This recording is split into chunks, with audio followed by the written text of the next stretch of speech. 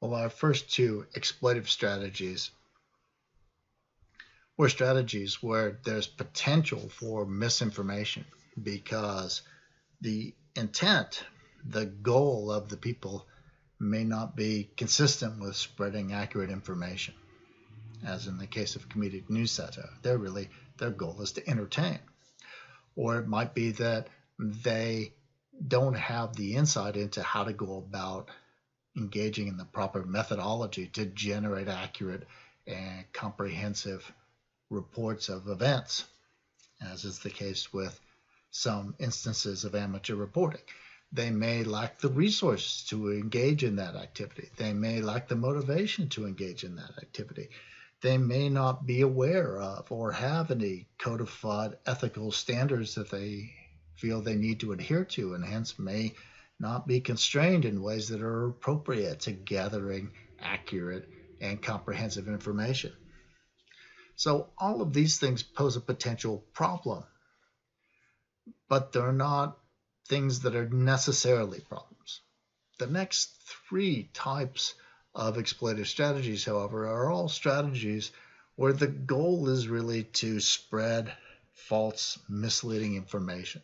The goal is to convince you of something that isn't true or isn't in your own interest, and so on. And the first of those is counterfeit news. Counterfeit news sources create and disseminate almost always false but sensational news stories. And they do so for the very same reason that currency counterfeiters create fake money. They do so for profit. They're looking to get ad revenue. They're looking to get money by misleading people through these sensational news stories. So counterfeit news creators deliberately deceive, and they do so in order to make money from advertising revenue that their articles can create.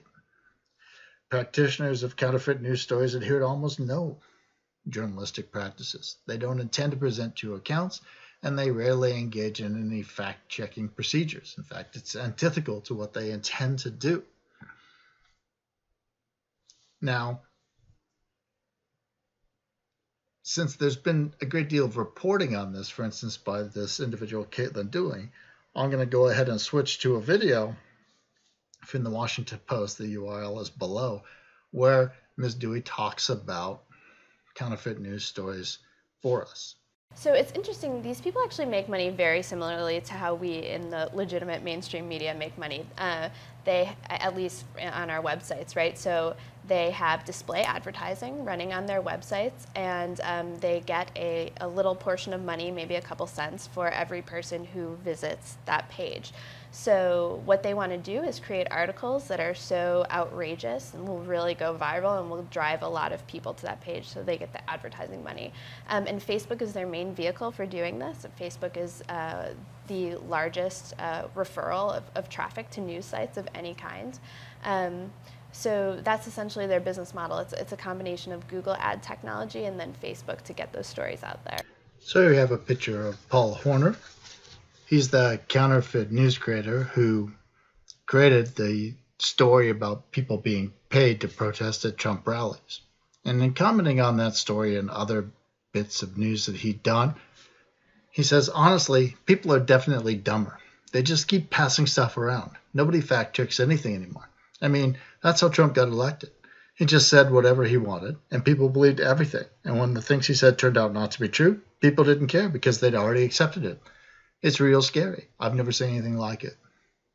So Horner creates this news and is surprised by the ease with which he can pass it off, not just to make money, but to actually get people to accept it. And even when it's discredited, not to care about it being discredited. And this is the real danger with counterfeit news. In general, counterfeit news people don't have a particular axe to grind. They're just out to make money. But in doing so, they can create these distorted, false stories about the nature of immigration, climate change, the economy, etc. And these stories have a life of their own. So Horner's story gets shared and tweeted around, and before he knows it, this huge number of people have accepted it. Not all of them have even visited his faux website.